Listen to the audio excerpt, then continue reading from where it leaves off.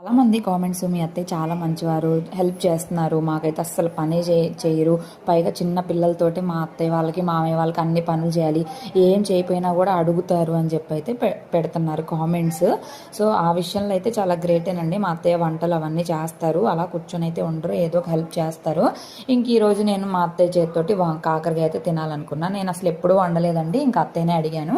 ఇక ముందు రోజే కాకరకాయలు అయితే ఉప్పు పెట్టేసుకుంటే నెక్స్ట్ డే మార్నింగ్ కాదు ఆ వాటర్ అంతా పిండేసుకొని ఇంక ఇక్కడ మనం జీలకర్ర, వెల్లుల్లిపాయ, ఇంకా 2 స్పూన్లు కారం వేసుకొని మిక్సీకి వేసుకొని ఉల్లిపాయలు బారుగా కోసుకొని అవి కొంచెం బాగా బ్రౌనిష్ కలర్ వచ్చిన తర్వాత కాకరకాయలు కూడా వేసేసుకొని కారప్పొడి కూడా వేసుకొని తిప్పుకుంటూ బాగా ఉడకనిచ్చాలి. చాలా బాగుంటుందండి. ఇంకా తోటకూర పప్పు కాకరకాయ వేపుడు కాంబినేషన్ అయితే సూపర్గా ఉంది.